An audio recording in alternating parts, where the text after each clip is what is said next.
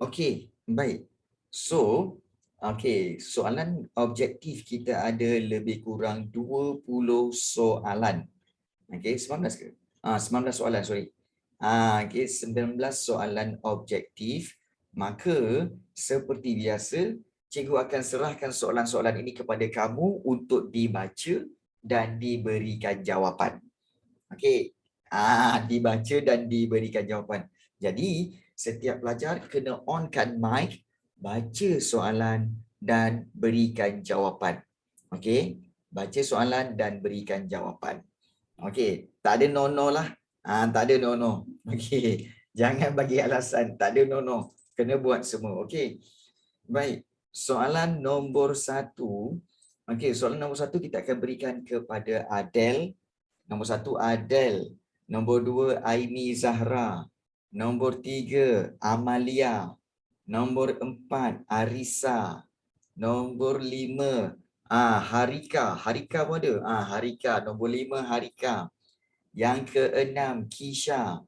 Soalan nombor 6 Kisha Soalan nombor 7 Lily. Lily baca Lily nombor 7. Okey, soalan nombor 8 Amar Kowi. Nombor 8 Amar Kowi. Nombor 9 Arif Mustaqim. 9 Arif Mustaqim. 10 Nakib. 11 Nik Damia. 11 Nik Damia dan 12 Nur Insyirah. Okey. Ya, 12 Nur Insyirah. Ya, Amar Kowi. Okey, 13 Pravin. Pravin 13 Okey, 14 Putri. Okey, dan 15. 15 kita bagi kepada nama apa ni? Reconnecting. Reconnecting 15. Tak ada cerita banyak. Okey, 15 reconnecting. 16 Sasi. Sasi 16. 17 Sulaiman. Okey. Dan juga yang ke-18 iaitu Suvita Devi. Okey, 18 Suvita Devi. Dan yang ke-19 Tanisha Devi. Okey. 19 Tanisha Devi. So, okey. Yalah. Okey. Baik. Nak tanya Paramein Suara berasal dari Sriwijaya atau Palembang? Paramein Suara memang datang dari kedua-duanya. Palembang tu kan dia punya pusat pentadbiran Sriwijaya. Jadi kamu punya soalan ini maknanya merujuk kepada macam seolah-olah apa tahu? Paramein Suara ni datang daripada Shah Alam ke datang daripada Selangor? Samalah. Faham tak Sasi? Kan? Paramein Suara ni datang daripada Shah Alam ke datang daripada Selangor? Samalah tu sebab Shah Alam dalam Selangor. Macam itulah Palembang dengan Sriwijaya. Palembang tu bandar, Sriwijaya tu kerajaan dia. Okey. Baik. So, kita akan mulakan dengan yang pertama Adel. Silakan Adel untuk bacakan soalan nombor 1 dan boleh berikan jawapan. Silakan Adel. Para negara Mhm. memilih lokasi yang strategik untuk membentuk kerajaan iaitu di muara di Sungai Bertam. Ya, betul. Terima kasih banyak Adel. Nombor 1, Paramein Suara memilih lokasi yang strategik untuk membentuk kerajaan iaitu di muara Sungai Bertam. Baik, betul. Bagus. Tahniah. Adel, terima kasih banyak untuk memberikan jawapan yang tepat. Soalan nombor 2 kita berikan kepada Aimi Zahra. Silakan Aimi. Aimi boleh Aimi? Ya. Silakan Aimi.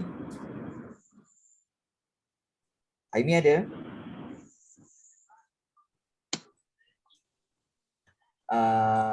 Okey, boleh tak bacakan soalan nombor 2 Aimi? Onkan mic dan juga bacakan boleh, tak ada masalah. Okey, tak ada masalah. Okey. Baik, yang soalan nombor 3 ni iaitu kepada siapa? Amalia, nombor 4 Arisa, standby standby bila cikgu sebut nama, kamu onkan mic dan juga menjawab dan baca dan jawab. Okey. Begitu juga selepas itu soalan nombor 5 iaitu Harika, standby dan yang ke-6 Kisha. Right. Baik. Aimi boleh Aimi? Soalan nombor 2. Ya, kemungkinan besar. Aimi boleh? Okey. Kalau tak boleh bagi tahu. Okey. Tengok mic macam mana. Okey. Boleh? Aini Zahra? Oh, belum lagi. Boleh tengok apa kepada mic kamu. Boleh onkan mic. Boleh. Tu dia. Okey, boleh. Aini. Okey, boleh dengar. Okey, boleh bacakan ni. Soalan nombor 2. Laka mempunyai bentuk muka bumi yang berbukit bukau yang sesuai dijadikan D. Okey, iaitu? Panduan kapal berdagang dan benteng pertahanan. Bagus. Okey, Melaka mempunyai bentuk muka bumi yang berbukit bukau sesuai dijadikan panduan kapal dagang dan benteng pertahanan. So jawapannya ialah D. Bagus. Okey, bagus Aini. Macam tu. Okey, baik. Terbaik. Mic tak fungsi. It's okay Aini. Okey. Baik. Soalan nombor 3, Amalia. Silakan Amalia. Amalia boleh? Soalan nombor 3. Amalia ada tak ni? Ada tak ni Amalia? Soalan nombor 3. Ada tak ada? Kantoi. Kantoi. Okey. Masuk kelas tapi tak ada dalam kelas. Amalia ada tak Amalia? Saya belum belajar bab 5. Okey. It's okay. It's okay. Just bacakan je. Zahra Arisa, jangan risau. Just bacakan saja. Okey. Amalia ada tak Amalia? Okey, kita panggil Amalia 5 Amalia 1, Amalia 2, Amalia 3, Amalia 4 dan Amalia 5. Okey. From multiverse. So tak muncul. Okey, tak muncul pula. Okey. Okey, Amalia. Okey, baik. Kalau begitu kita serahkan soalan nombor 3 ini kepada next person, iaitu kita berikan kepada Teh Chi Ming. Teh Chi Ming, boleh tak bacakan soalan nombor 3? Nombor 3. Teh Chi Ming, boleh? Onkan mic dan kamu bacakan soalan nombor 3. Boleh? Boleh tak? Semua diam. Boleh? Okey, boleh. Prameswara bijak memanfaatkan lokasi yang strategik dan alam semula jadi sebuah perkampungan nelayan menjadi sebuah pelabuhan yang maju. Okey. Apakah nilai yang boleh dikaitkan dengan tindakan Parameswara? Ya. A. Okey. Apakah nilai yang boleh dikaitkan dengan tindakan Parameswara? A. Berfikiran terbuka. Are you sure? Open-minded. Are you sure? So, Parameswara bijak memanfaatkan lokasi yang strategik dan alam semula jadi sebuah perkampungan nelayan menjadi sebuah pelabuhan yang maju. So, dia bijak memanfaatkan lokasi yang strategik dan menukarkan sebuah perkampungan nelayan menjadi sebuah pelabuhan. Adakah itu berfikiran terbuka? Adakah itu sifat kepimpinan?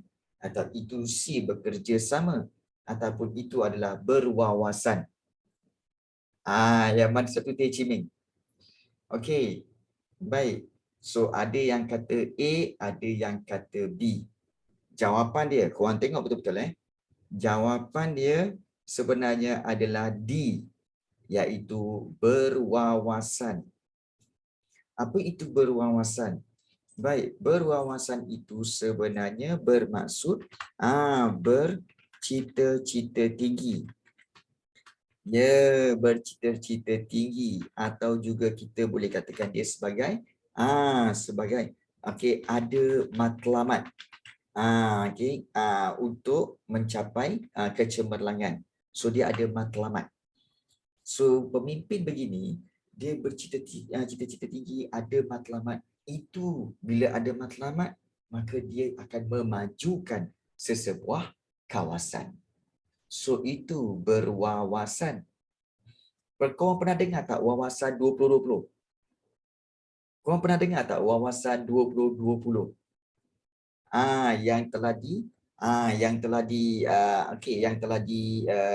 diwar-warkan oleh Tun Dr. Mahathir.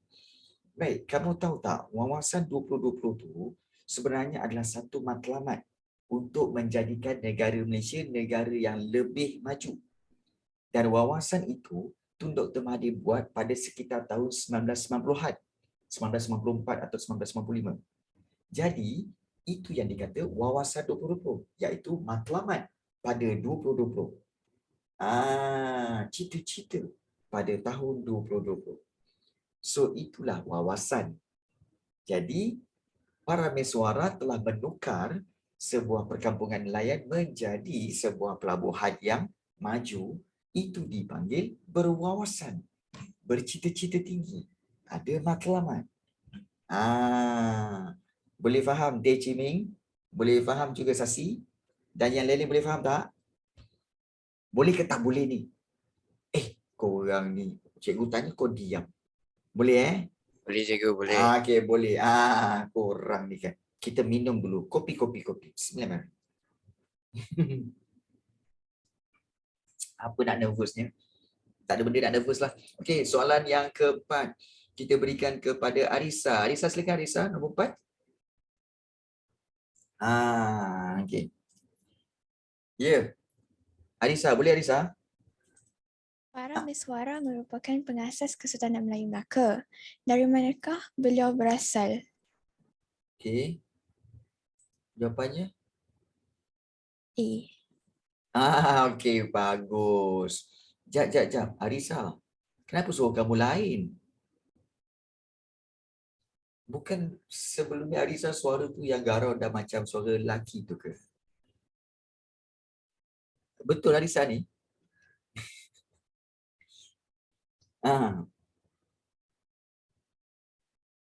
Bukan kamu. Habis tu?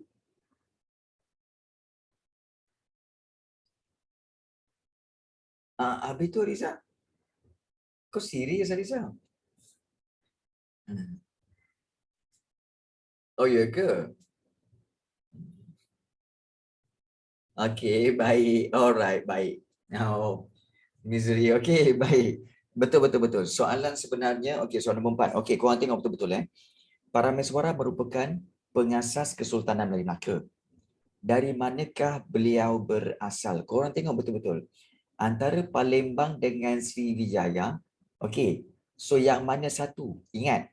Sriwijaya. Soalan tanya dari mana beliau berasal. Bila berasal bermakna, ingat okey, bila berasal bermakna dia tanya tentang tempat. Okey, dia tanya tentang tempat. Palembang ialah bandar ataupun kita kata sebagai tempat lah. Tapi kalau Sriwijaya bukan tempat. Sriwijaya ialah kerajaan. Ingat tu.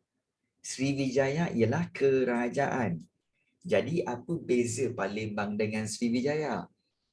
Palembang tu bandar, Sriwijaya tu kerajaan. Kalau katakan kamu tanya, daripada manakah beliau berasal? Daripada Sriwijaya. Sriwijaya tu kerajaan, bukan nama tempat. Jadi sebab itu jawapan B itu salah. Jawapan yang betulnya adalah A, iaitu dari Palembang.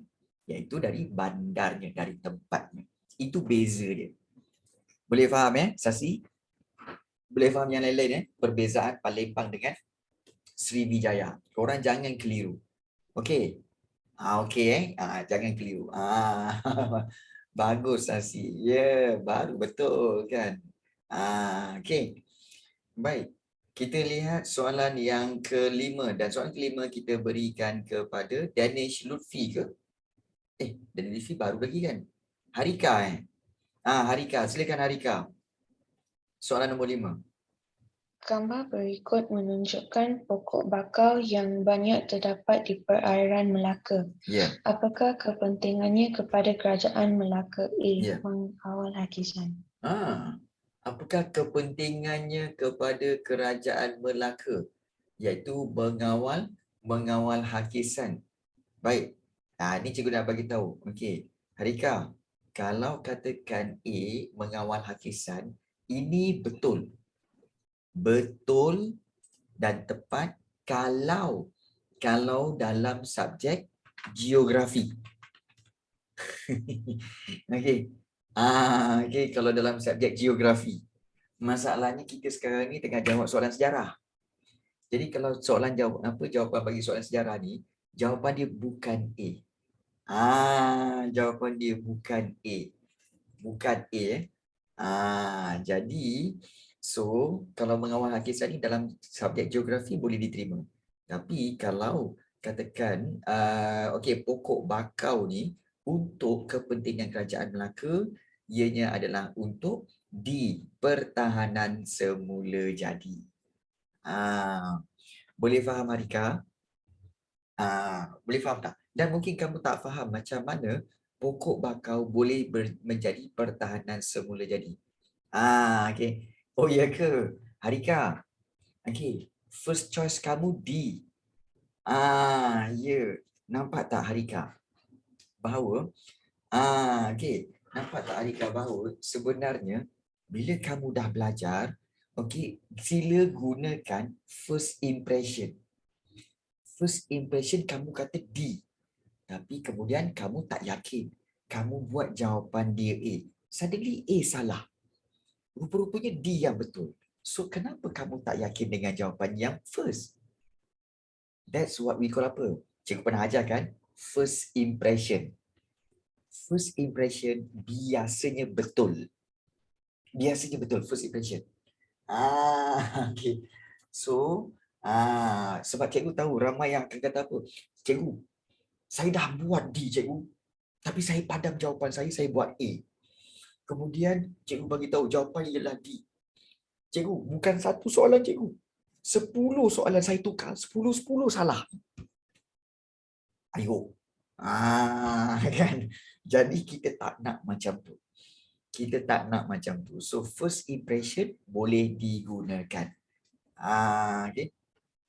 Okay, tapi kalau first impression tu jawapan salah, means that kamu belum kuasai topik itu. Kalau kamu dah betul-betul faham tentang Melaka ni, okay, kemudian kamu buat first impression je. Betul. Tapi kalau kamu tak faham, oh first impression aku salah, rupa-rupanya. Oh, okay, aku salah faham. Nampak tak? Jadi, okay. So first impression, yeah. Okay. Jadi itu cara dia. Baik. Okay, baik. So soalan nombor 5 adalah okay, D. So Harika take note benda ni take note benda ni dan buat latihan lagi. Baik, don't worry. Okay, soalan nombor 6 kita teruskan dengan Kisha. Silakan Kisha. Kisha boleh? Okay, silakan Kisha. Apakah X A benar 2? Okey, baik. Jawapan mereka merujuk kepada jawatan. Okey, ketua hakim, ketua turus angkatan perang. So, ketua hakim dan ketua turus angkatan perang. So, Kisha kata jawapannya adalah A, bendahara. Betul ke salah? Jawapannya memang A. Memang A. Memang A. Mungkin ramai yang kata cikgu, tapi ni ketua turus angkatan perang cikgu. Baik. Ketua turus angkatan perang ni sebenarnya merujuk kepada dia ketua strategi angkatan perang. Dia ketua strategi angkatan perang. Dia tak terlibat dengan peperangan, tapi dia ketua strategi. Dia susun strategi sahaja. Dia susun strategi. Yang lead angkatan perang ialah Laksmana. Okay, itu di laut. Kalau di laut, yang lead angkatan perang ialah Laksmana. Apalah soalan ni? Okay. Cik, salah soalan pula. Betul lah ni. Jadi sebab itu jawapannya memang betul. Jawapannya adalah A, bendahara. Take note benda ni So bezakan ketua turus. Ketua turus bukan ketua yang mengetuai peperangan, tetapi ketua yang menyusun strategi. Susun strategi dulu untuk angkatan perang. Jadi nombor 6 adalah A, bendahara. Okey.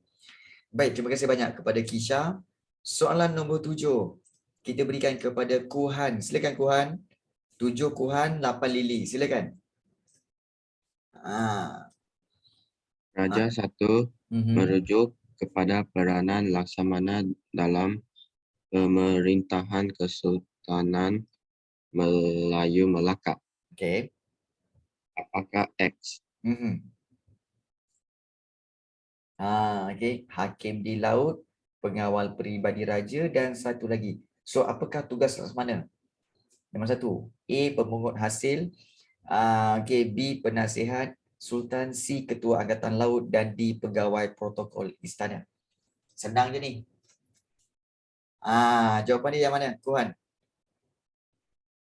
A, B, C, D.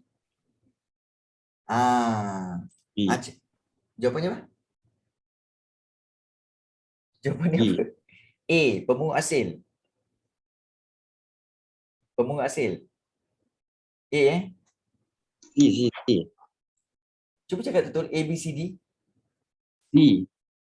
D. Penasihat Sultan.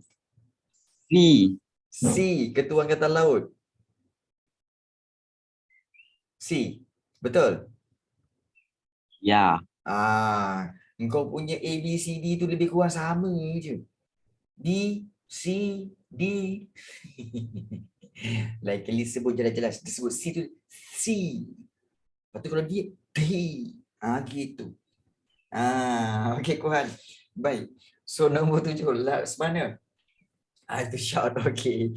Baik. Hakim di laut, pengawal peribadi raja dan satu lagi Ketua Angkatan Laut. Ya, betul. Nombor 7, Laksamana ialah Ketua Angkatan Laut.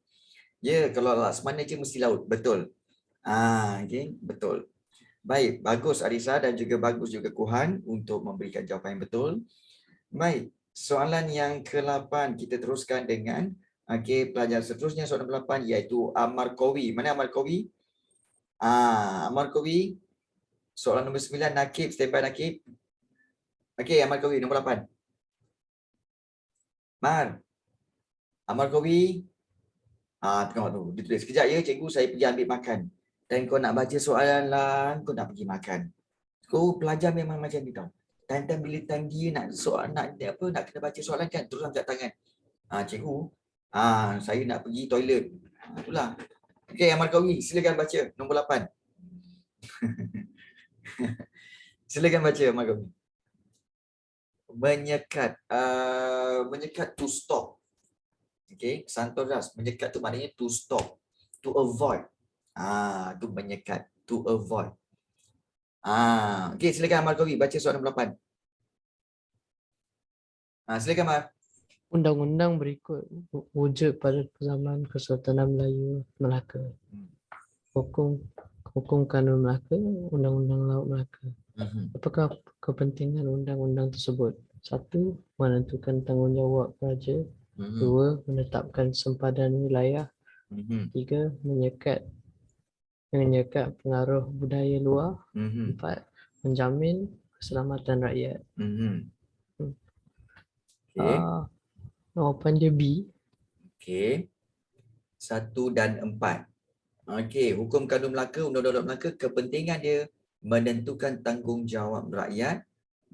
Menentukan tanggungjawab raja dan satu lagi menjamin keselamatan rakyat. Wow, jawapan ini memang betul. Okey, 100%.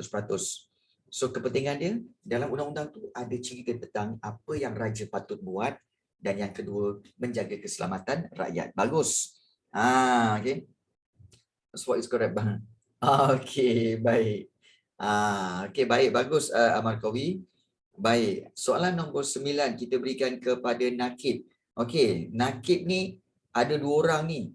Cikgu tak tahu nombor 1. Sebelum tu cikgu tanya, Nik Damia, cikgu tadi bagi soalan kamu nombor berapa? Nombor 11 ke nombor 10? Nik Damia. Dan Nur Insyirah, cikgu bagi soalan nombor berapa? Nombor 11 pada kamu. 12 cikgu. Insyirah nombor 12.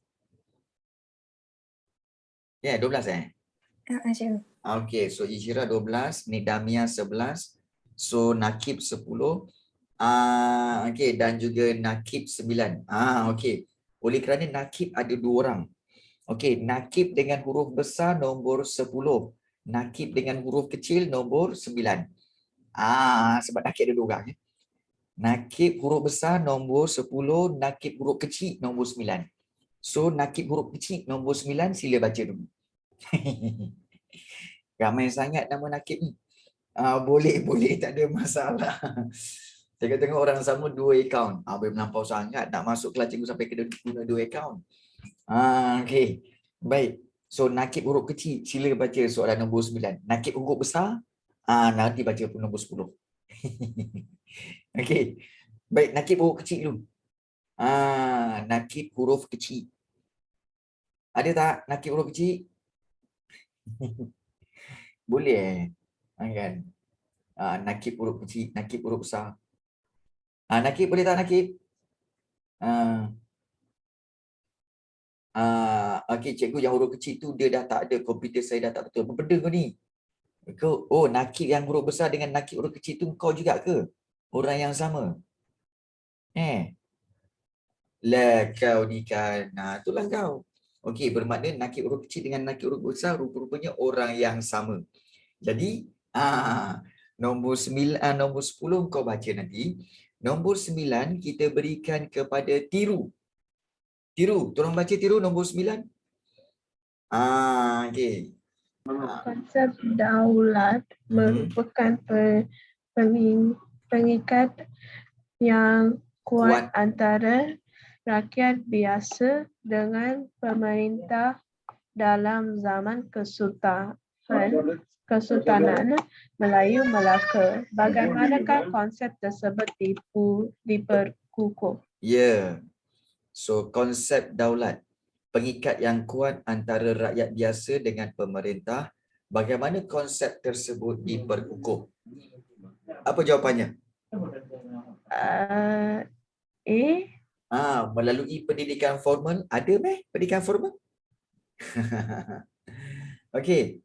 Maksud di sini konsep daulat. Okey, bila sebut daulat, kalau kamu tak faham, kamu ingat bila orang sebutkan rakyat kalau jumpa sultan dia kata apa? Daulat tuanku.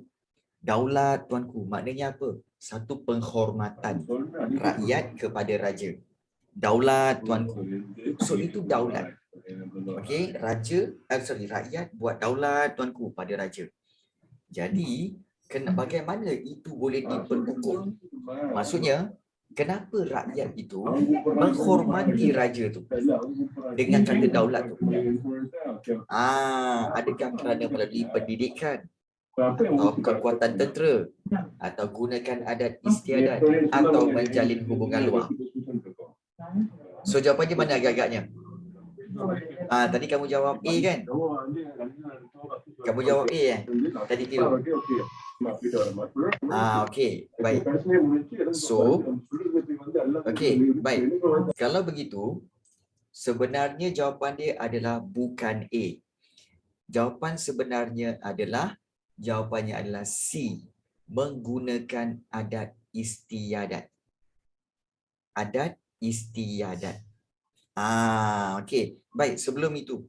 Okey, sebab cikgu tengok ramai orang keliru. Sekarang ni cikgu nak tanya, korang faham tak soalan tu nak apa? Tak, cakap terang pada cikgu. Korang faham tak soalan tu nak apa? Konsep daulat ini pengikatlah apa semua kan? Melalui apa? Okey, tak faham kan? Tak faham cakap tak faham. Okey, dia begini.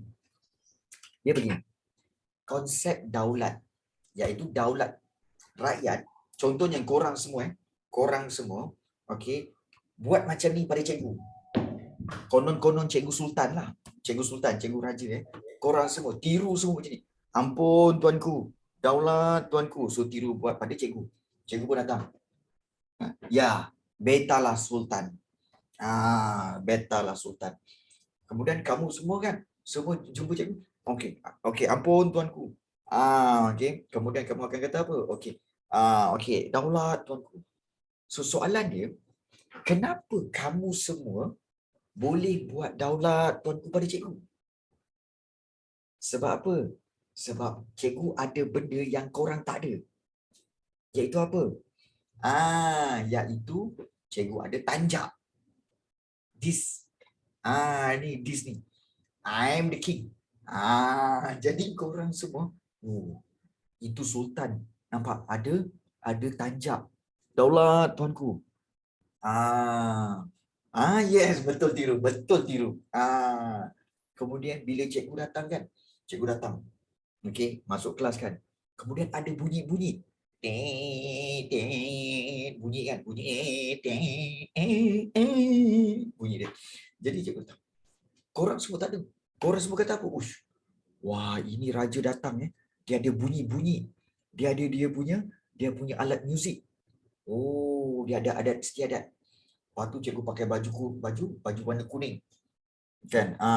Jadi korang semua, daulat tuanku. Tengok tu. Kita tak ada baju macam tu. Baju kuning macam tu. See? So, kalau kita kata, semua rakyat buat. Okey, daulat tuanku. Kamu semua buat kat cikgu. Daulat tuanku. Kenapa macam tu? Nampak tiru buat macam tu. Dish macam tu. Dia buat macam tu. Okey, maknanya apa? Maknanya, kenapa kamu semua boleh hormati king ini? Kerana cikgu ada sesuatu yang kamu semua tak ada. Iaitu adat istiadat. Cikgu pakai tajak. Cikgu kalau datang cikgu ada dia punya alat muzik. Kemudian cikgu datang dengan pakaian. Maknanya penuh adat istiadat. Jadi rakyat semua akan, jangan main-main kau. Inilah dia king. Sultan Muhammad Rafi. Sultan Cikgu Rafi. Ni dia. Dia ada apa? Dia ada tanjak. Lepas tu dia ada apa? Dia ada keris. Ting. Keris dia lain macam. Keris dia tak tikam. Keris dia buat apa? Dia buat macam ni. Abracadabra. Dia buat macam tu. So, okay. Jadi, kamu semua, jadi lain macam. Lain macam. So itulah dia. Okay, kita kata sebagai nasab tu maknanya keturunan. Keturunan.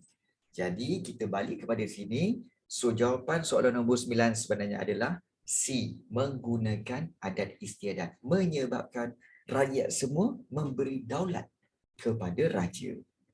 Sekarang boleh faham? Sekarang boleh faham tak? So itu sebenarnya konsep daulat. Boleh faham tak ni? Kan kau nganga.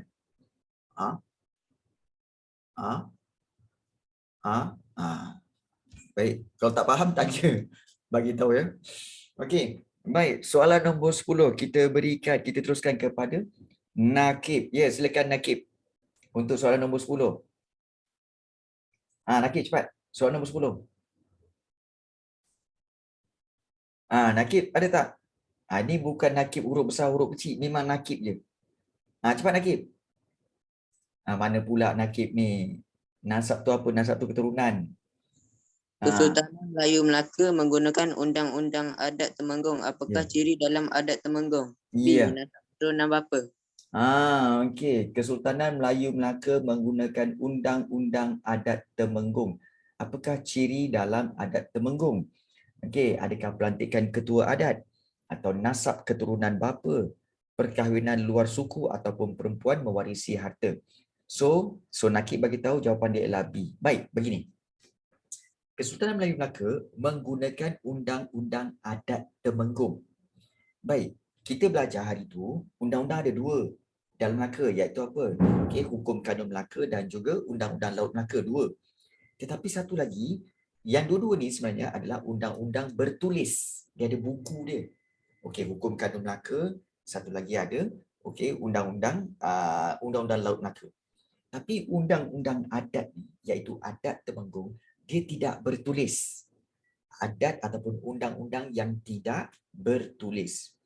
Dan undang-undang yang kita kata adat yang tak bertulis ini, dia diamalkan daripada datuk dia, turun kepada bapa dia, turun kepada dia, turun kepada cucu dia. Jadi itulah dia amalan adat Temenggung.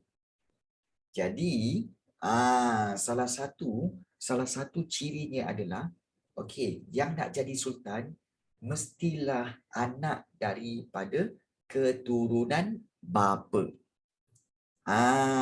Keturunan daripada sebelah bapanya, bukan sebelah ibunya. Boleh faham? Nasab keturunan bapa maknanya okey, keturunan bapa dia lah yang akan menjadi sultan selepas ini. Itu maksud dia. Contoh contohlah Contoh, kalau cikgu okey ada anak. Okey. So anak itu akan bawa nama cikgu. Contoh nama anak Tiru. Tiru bin Cikgu Rafi. Contoh Tiru bin Cikgu Rafi. So kalau Cikgu Rafi jadi sultan, kemudian okey, Tiru bila cikgu dah tak ada nanti, Tiru akan naik jadi sultan. Kan Sultan Tiru. Lain macam bunyi pelik. Sultan Tiru. Sultan Tiru, katakan Tiru pun ada anak. Kahwin ada anak. Okey, bila ada anak, anak pula Tanisha Devi. Tak boleh. Ada anak Tanisha Devi, tak boleh. Tak boleh. Tanisha Devi tak boleh jadi sultan sebab dia perempuan. Jadi okey. Jadi Tiru kena ada anak lelaki. Katakanlah Tiru ada anak lelaki, anak dia ialah Pravin. Pravin pula dia berikan kepada Pravin. Jadi Sultan Pravin. So dia tak boleh lah, Tanisha Devi tak boleh jadi sultan. Nampak tak? Okey. So kalau Tiru bunuh cikgu dia jadi sultan ke? Tak. Kalau Tiru bunuh cikgu untuk jadi sultan, dia akan jadi batu. Tiru akan jadi batu. Kena sumpah. Kan? Sumpah. Hari ini durhaka pada ibu bapa. Dish, jadi batu. Tak nak jadi batu, rugi. Jadikan dia peti ais lah. Jadikan dia freeze. Senang sikit. Boleh buka, boleh guna. Boleh simpan barang. Okey. Baik. So, kita teruskan. Tanisha buat apa? Tanisha jadi adik-beradik kepada sultan je lah. Jadikan dia Lamborghini. Ya, betul. Okey, baik. Soalan yang ke-11. Okey, kita berikan kepada Nik Damia. Silakan Nik Damia untuk soalan nombor 11. Ya, silakan Nik Damia. Aduh, ya. Kelakar korang ni. Tak boleh buka mic. Okey. Baik, tak apa. So, cikgu akan bacakan Nik Damia, nanti kamu berikan jawapan. Berdasarkan tulisan dalam Sulalatus Salatin, kawasan Indragiri, Jambi, Tungkal dan Siantan merupakan anugerah. Anugerah itu maknanya hadiah Betara Majapahit kepada menantunya, iaitu siapa? Nik Damia. Adakah Sultan Muzaffar Shah, atau Sultan Mansur Shah, atau Sultan Mahmud Shah, atau Sultan Alauddin Riayat Shah? Yang mana satu? Ini senang je ni. Jawapan saya okey, baik. Baik. Indragiri, Jambi, Tungkal dan Siantan anugerah Betara Majapahit kepada menantunya. Maknanya Sultan Melaka ini telah kahwin dengan puteri Betara Majapahit. Jadi jawapannya, mohon maaf Nik Damia, bukan A. Jawapannya adalah B, Sultan Mansur Shah. Betul? Betul tak jawapan dia adalah Sultan Mansur Shah? Iaitu Sultan Mansur Shah inilah yang telah mengahwini puteri puteri Betara Majapahit. It's okay Nik Damia. It's okay. So jawapannya adalah B, Sultan Mansur Shah. Nama pernah dengar so betul. Baik. Soalan 12. Kita berikan kepada Insyirah. Silakan Insyirah. Terdapat pemerintah kerajaan lain rela bernaung di bawah Kesultanan Melayu Melaka. Antara kerajaan tersebut ialah A. Lingga dan Patani. Terdapat pemerintah kerajaan lain rela bernaung di bawah Kesultanan Melaka. Antara kerajaan tersebut ialah A. Lingga dan juga Patani. So 12 adalah A. Ya, betul. Okey, terima kasih banyak Nurin Syira. Dan okey, ada soalan tanya. Okey, cikgu, kalau tak ada anak lelaki, contoh Sultan tak ada anak lelaki, dia akan beri kepada adik dia kan. Tapi kalau dia tu anak tunggal, dia kasih pada bapa saudara kan. Tapi kalau dia tu single dan ahli keluarga semua mati, akan ada pelantikan bukan keturunan ke? Ya. Ya, maknanya kalau katakan dia tak ada anak, okey, dan tak ada lagi saudara mara, maka tahta itu akan diberikan kepada bendahara pula. Ya, bendahara lah yang akan naik jadi sultan. Kemudian, kalau katakan sultan, okey, sultan bendahara tu dia ada anak, so anak dia gantikan jadi sultan. Katakan sampai satu tahap anak sultan tu, keturunan bendahara tu, okey, keturunan bendahara tu, sultan tu pun juga sama mati. Okey, tidak ada keturunan dan sebagainya. Maka tahta kerajaan itu, okey, tahta sultan itu akan diberi pula kepada temenggung. So dia ikut keturunan pembesar-pembesar tu. So itu yang pernah berlaku di negara kita, especially di Johor. Laksmana, kenapa tak Laksmana? Laksmana last. Laksmana keempat selepas penghulu bendahari. Nampak tak? Baik. So kita teruskan dengan soalan yang ke-13. Okey, terima kasih banyak Insyirah. Okey, soalan yang ke-13 kita berikan kepada Pravin. Silakan Pravin. Kesan perkembangan agama Islam di negara Melaka jelas dilihat dengan kewujudan karya sastra saduran seperti Hikayat Amir Hamzah. Okey, baik. Kesan perkembangan agama Islam jelas dilihat dengan kewujudan karya sastra saduran. Okey, iaitu Hikayat Amir Hamzah. Betul? Okey. Okey. Yes. Okey, baik. Terima kasih banyak Pravin. Okey, untuk jawapan yang A ini. Ya. Dan soalan yang ke-14 kita berikan kepada Putri. Betul Putri? Betul Putri? Soalan nombor 14, 15 Santosh Das. Betul Santosh? Santosh Das?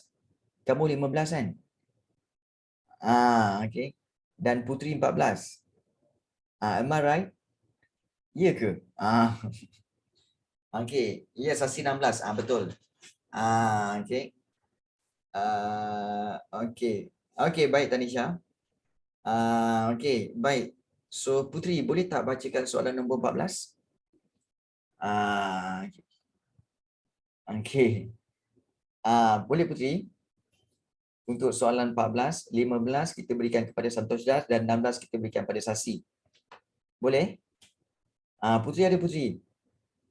Putri 1, Putri 2, Putri 3, Putri 4 dan Putri 5. Tak reply. Maknanya tak ada dalam kelas lah ni. Okey. Dah detect 2 orang dah ni. 2 orang tak ada dalam kelas. Okey. Prisha N, boleh tak bacakan soalan nombor 14 Prisha N? Bacakan je. Boleh? Baca saja. Ya, baca saja. Maklumat berikut telah digunakan pada zaman Kesultanan Melayu Melaka. Ya. Balok, penjajah, lancar. Ia adalah berkaitan dengan... Agak-agaknya jawapannya? Senang je ni. Balok, penjajah, lancar. Agak-agak kamu, adakah dia pengangkutan darat, alatan membajak, alatan menuai padi atau pengangkutan air? Okey. Tak tahu kan? Okey. Baik. Jawapan dia sebenarnya adalah di pengangkutan air. Kerana apa? Kerana balok, penjajah dan lancar ini semua adalah sebenarnya sebenarnya kapal. Dia kapal. Cuma bezanya adalah balok tu mungkin kapal yang kecil. Penjajah tu mungkin kapal yang sedikit besar dan ada dan bentuk sampan. Dan lancar mungkin juga bentuk sampan yang panjang. Jadi itu je beza dia. Tapi semuanya adalah okey, pengangkutan air. Maknanya alat yang digunakan, kenderaan yang digunakan di air. So, itulah soalan nombor 14. Baik, terima kasih banyak kepada Prisha N. Okey, balut tu pun sama sejenis kapal juga. Baik, soalan 15 kita berikan kepada Santosh Das. Silakan Santosh Das. Ya, cikgu. Ya. Petikan berikut menggambarkan suasana di Pelabuhan Melaka pada kurun ke-15. Di Pelabuhan Melaka biasanya terdapat 84 bahasa dituturkan tiap-tiap satunya berlainan. Okey. Mengapakah suasana tersebut berlaku di Pelabuhan Melaka? Ya. Okey. Apa jawapannya? Saya ingat balik benda tu. Okey, di Pelabuhan Melaka biasanya terdapat 84 bahasa dituturkan. Maknanya ada 84 jenis orang yang ada. 84 jenis orang yang ada di Melaka bermakna, okey, kenapa suasana itu berlaku? Kerana Melaka menjadi tumpuan pedagang asing. Ya, betul Santosh Das. Dia jadi tumpuan pedagang asing. Okey. So 15 jawapannya adalah D. Bagus. Okey. Soalan 16. Intelektual kebijaksanaan. Okey. Baik, 16. Tahap kebijaksanaan ataupun tahap kepandaian lah, tu intelektual. 16 kita berikan kepada Sasi. Silakan Sasi, 16. Senarai berikut merupakan kurniaan Maharaja Cina kepada para Meswara. Apakah kesan pengurniaan tersebut terhadap Melaka? B. Keselamatan terjamin. Okey, baik. Kita lihat kurniaan ataupun hadiah Maharaja Cina kepada para Meswara, iaitu cap mohon, payung kuning, sepersalinan pakaian. Apakah kesan dia? Kesan dia menyebabkan keselamatan terjamin. Kerana apa? Kerana kerajaan Cina memberi perlindungan kepada Melaka. Sebab kerajaan Cina lebih besar pada waktu itu. Jadi keselamatan Melaka terjamin. So betul Sasi, terima kasih banyak. Soalan 16B. Okey, dan soalan 17 kita berikan kepada Sulaiman. Silakan Sulaiman. Okey, 17 Sulaiman dan 18 Suvita Devi, is it? Okey. Baik, silakan Sulaiman.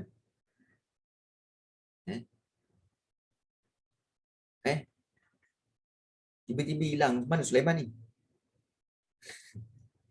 Mana pula Sulaiman ni? Hilang dah. Pula. Okeylah. 17 kita berikan kepada Zahra Syasmin. Boleh tak Zahra Syasmin untuk bacakan 17? Okey. Boleh. Dan juga soalan 18 kita berikan kepada Suvita Devi. Okey, dan 19 kepada Tanisha Devi. So kita akan lihat soalan 17. Silakan Zahra. Untuk soalan 17 tentang pengakhiran Kesultanan Melayu Melaka. Bagaimana Kesultanan Melaka berakhir? Okey. Iaitu kalau kita lihat, okey, berpunca masalah perpaduan itu apa? Ya, silakan Zahra Syasmin. Boleh baca? Ke ada masalah mic?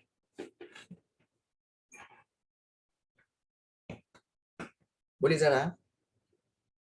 Okey. Sementara tu kita mengopi. Kopi.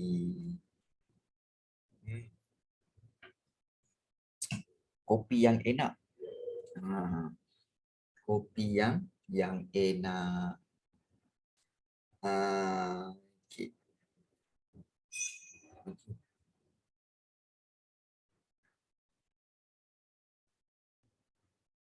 Tak makan lagi. Samalah. Cikgu pun tak makan lagi.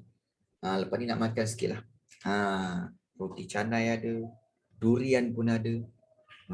Durian ya. Pagi-pagi makan durian. Zahra, boleh tak Zahra?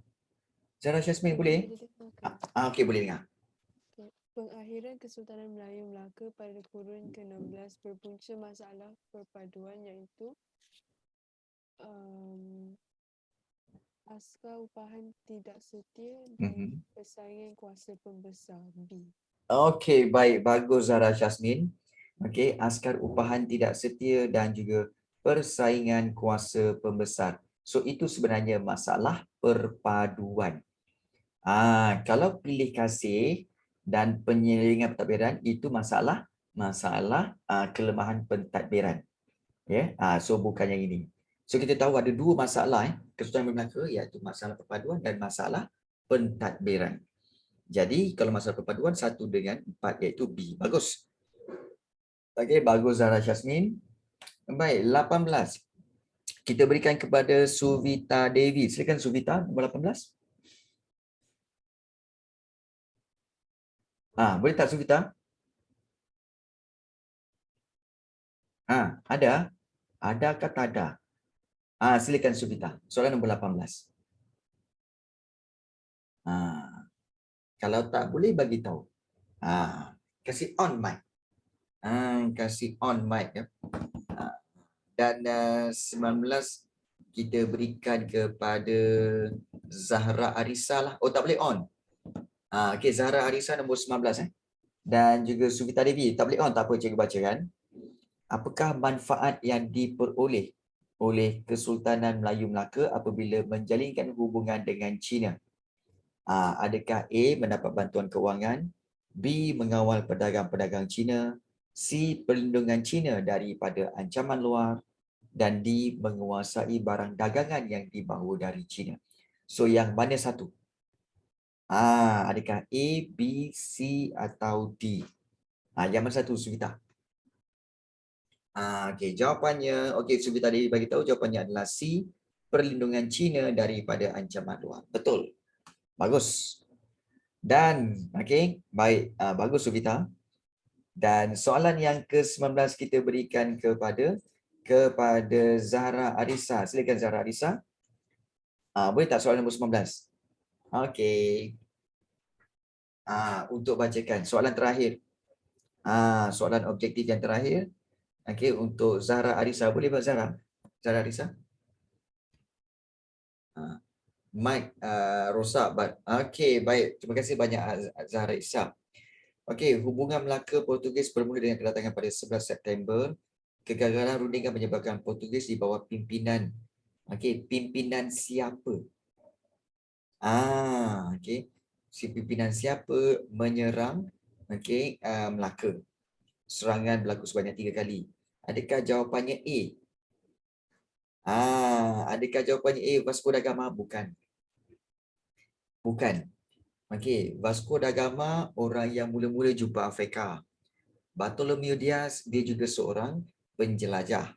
So kedua-dua ni bukan. Lopez de Esquerra adalah orang Portugis pertama yang sampai ke Melaka dan dia telah berjaya melarikan diri apabila hendak ditangkap oleh tentera-tentera Melaka. So bukan dia. So jawapan yang kita kata siapakah individu yang menyerang Melaka sebenarnya adalah Alfonso de Albuquerque. Ini jawapan dia. Okey, Zahra Arisa. Take note benda ni Zahra Arisa, iaitu jawapannya iaitu Alfonso de Albuquerque. Baik. So it's okay Zahra. Learning process is a learning process. Right. Baik. So kita akan teruskan dengan soalan soalan struktur dan esei. Tapi kita kat sini ada banyak soalan esei dan ada bertanya tentang tentang soalan kebat. Cikgu macam mana nak jawab soalan kebat? Contohnya macam ni. Contohnya macam ni. Kita tengok betul-betul korang tengok betul-betul bagaimana nak menjawab soalan kebat. Baik. So ramai yang bertanya, apa itu kebat? Kebat tu ialah kemahiran berfikir aras tinggi. Kebat. Maksudnya di sini, dia nak menguji, soalan ini dia akan apa tahu? dia akan menguji keupayaan. Okey, keupayaan pelajar untuk menjawab soalan di luar buku teks. Di luar buku teks. Maknanya jawapan dia ni tak ada dalam buku teks. Kalau ada pun sikit je. Okey. Jadi itu keupayaan dia. So, bagaimana jawab soalan ini? Sebenarnya senang saja. First of all,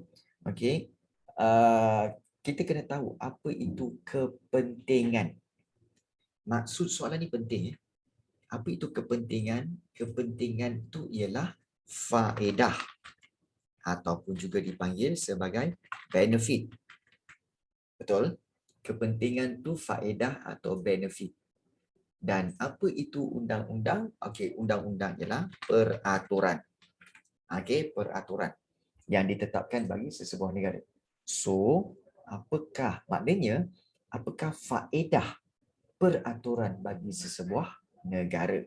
Baik, untuk menjawab soalan ini, tengok kepada peruntukan markah. Berapa ni? 8 markah. Kalau 8 markah macam mana nak buat ni cikgu? Banyak ni. 8 markah gunakan teknik ini. Iaitu 4 fakta dan juga 4 huraian. 4 fakta dan 4 huraian. So kamu tak perlu cari 8, kamu cari 4 sahaja. Cari 4 saja. 4 fakta sahaja. So bila kamu dah dapat fakta, mesti kamu akan dapat huraian. So bila kamu dapat soalan ini, cepat-cepat kamu terus sketch soalan. Sketch jawapan. So, apakah kepentingan undang-undang? Terus kamu fikir, kalau ada peraturan, apakah benefit dia? Benefit dia banyak, iaitu yang pertama sekali akan menjamin keselamatan. Tapi keselamatan siapa? Tengok balik soalan, bagi negara kan. Undang-undang bagi sesebuah negara. Bermakna kalau negara, kamu boleh tulis semula iaitu menjamin keselamatan rakyat. Itu satu. Menjamin keselamatan rakyat sebuah negara. Baik. Yang kedua, kita cari fakta je dulu, huraian nanti. Yang kedua, untuk apa? Yang kedua, kepentingan undang-undang ni untuk untuk menjamin keadilan. Keadilan kepada rakyat. Menjamin keadilan. Macam mana tu cikgu? Kita just bayangkan kalau ada orang yang melanggar peraturan. Jadi orang itu akan dikenakan hukuman. Itulah baru adil. Maknanya kalau kamu terus ada idea macam tu, terus je. Supaya apa? Supaya kita kata dengan menjamin keadilan rakyat, maknanya kita kata melaksanakan ataupun menguatkuasakan, maknanya kita tulis yang mudahlah, rakyat ataupun kita kata individu. Individu yang melakukan kesalahan akan menerima hukuman. So kalau kamu ada huraian, terus tulis. Sebab takut lupa. Terus tulis. Baik. Fakta yang ketiga kita nak cari. Apakah kepentingan undang-undang bagi sesebuah negara? Supaya dapat mengatur urusan pentadbiran negara. Urusan pentadbiran negara. Contohnya apa? Contohnya hukum kanun Melaka. Kita boleh bagi walaupun soalan kebat, tapi kita boleh bagi contoh. Terus kita fikir, yelah, hukum kanun Melaka ada cerita pasal tanggungjawab raja. Betul tak tadi? Maknanya dia bagi tahu apakah tugas-tugas raja, tugas-tugas pembesar. So ini untuk apa? Untuk mengatur urusan pentadbiran negara. Itu kepentingan undang-undang. Okey, menjamin keselamatan rakyat, menjamin keadilan kepada rakyat, mengatur urusan pentadbiran negara. Itu kepentingan undang-undang. Dan okey, yang keempat. So kita ambil fakta yang keempat. Apakah kepentingan undang-undang? Supaya okey, supaya dapat apa? Dapat mengekalkan okey, kesejahteraan okey dan keamanan negara. Okay. Sebab apa? Bila ada undang-undang bermakna kurang jenayah okey, berkurangan. Kalau ada undang-undang, so jenayah tu akan berkurangan. Kalau tak ada undang-undang, semua orang akan buat jenayah sebab tak ada undang-undang. See? So kita dah dapat, nampak tak? 4 fakta dan di belakang tu adalah huraiannya. 1, 2, 3, 4. Dan huraian tu ada belakang. Yang ini, yang ini, yang ini.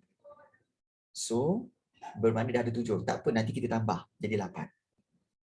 So bila kamu dah ada, dah dapat dah ini semua, next step is apa yang kamu kena buat?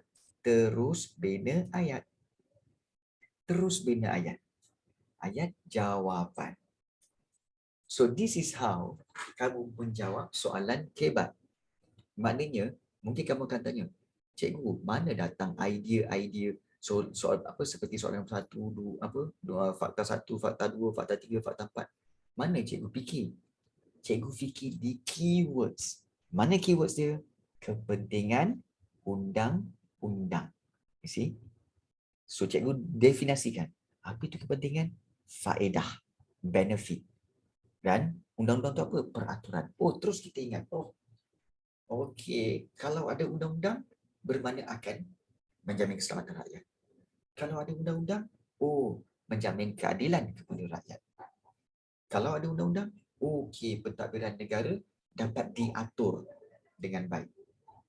Kalau ada undang-undang, dapat kekalkan kesejahteraan dan keamanan negara. Nampak tak? Jadi kat mana cikgu dapat idea tu? Cikgu cari dan terfikir di mana? Di soalan tu, iaitu di keywords dia. Ini keywords, kata kunci. Dan baru bina ayat. Macam mana nak bina ayat? Okey, cikgu dah ajar banyak kali. Okey, kita akan mulakan dengan ambil ayat soalan, iaitu kepentingan undang-undang. Always buat macam ni. Undang-undang bagi sesebuah negara adalah untuk menjamin keselamatan. Kita ambil ayat yang pertama. Okey, fakta yang pertama. Untuk menjamin keselamatan rakyat. Okey. Okey. Okey. Kita boleh buat undang-undang. Okey. Okey, akan apa? Akan melindungi melindungi rakyat dari kesilapan akibat peraturan, akibat apa bukan, akan melindungi rakyat dari ketidakadilan. Ketidakadilan. Okey, akan melindungi rakyat dari ketidakadilan dan ancaman. Okey, ancaman dari orang lain. Okey. So kalau kamu tak faham tentang ketidakadilan, kita boleh buat okey, undang-undang akan melindungi rakyat daripada penganiayaan. Penganiayaan dan ancaman dari orang lain. So itu huraian dia. Baik. Kemudian kita boleh proceed dengan fakta yang kedua. Bila proceed fakta kedua, kamu gunakan penanda wacana. Selain itu,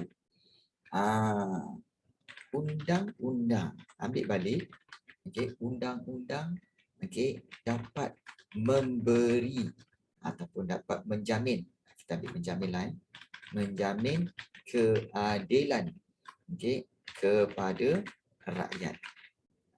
Okey, iaitu individu. Terus kamu titik dan kemudian kamu ambil ayat itu.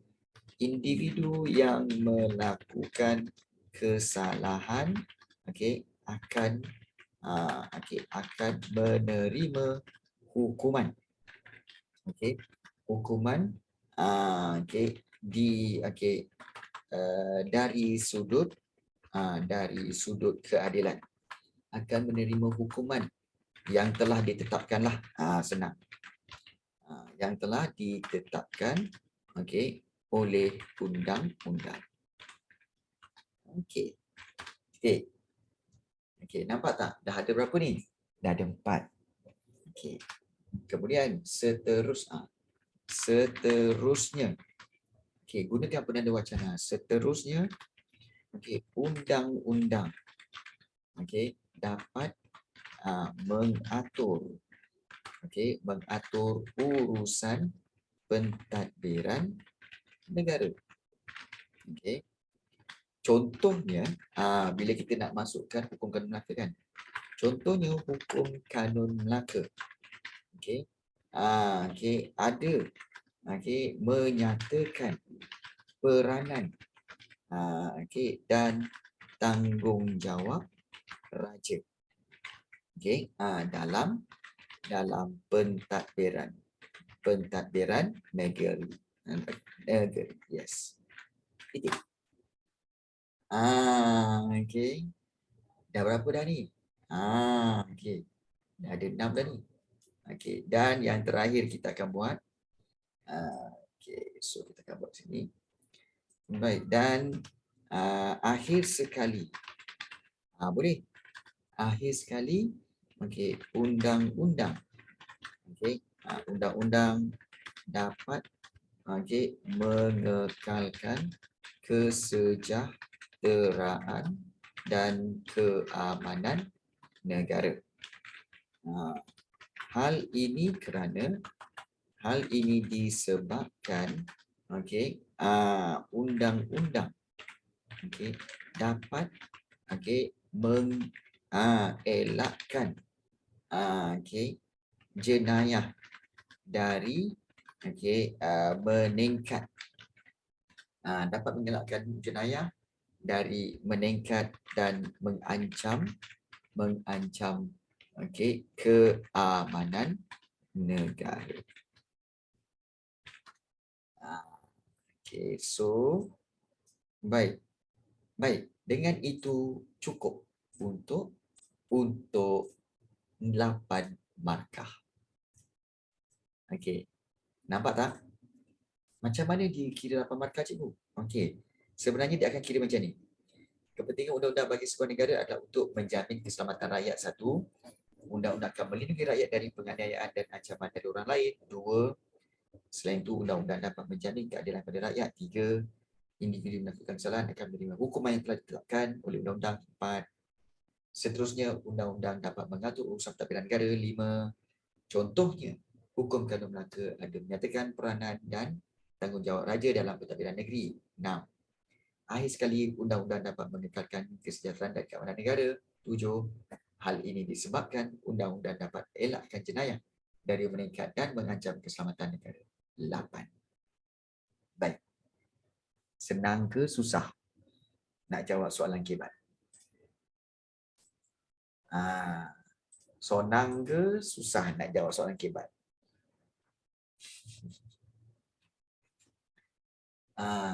Still susah. Kamu kena practice. It's not easily, okay, kamu baca, faham, okay, terus dapat. No. You have to practice. Macam ni sekarang kan. Kamu kena ambil lah. Kamu dah ada kertas ni, kamu kena ambil, kena salin. Kena salin jawapan dia kat situ. Jangan tengok je. Salin, baru dah dapat. Kan? Tak salin memang tak dapat. Okey. So macam mana yang lain-lain? Zahra Syazmin. Okey. Boleh? Boleh? Okey. Sekejap tengah salin cikgu. Ya, silakan. Silakan.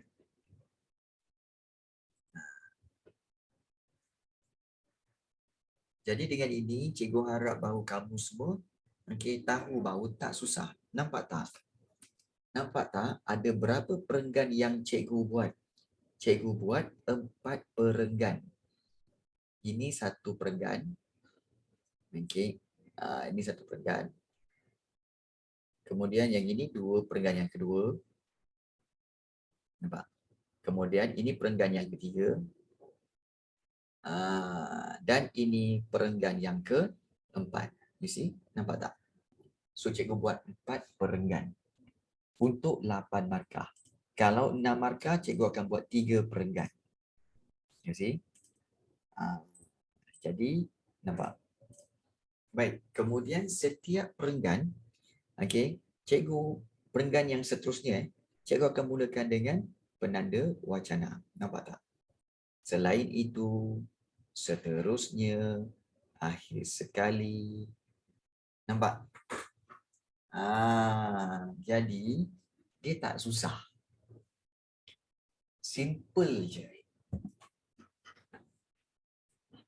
Okay. Dia simple tapi dia kena tulis banyak. Memanglah. Nak dapat 8 markah kot. Ini bukan sekolah rendah. Okay. Padankan yang sesuai. Dad, tu dad.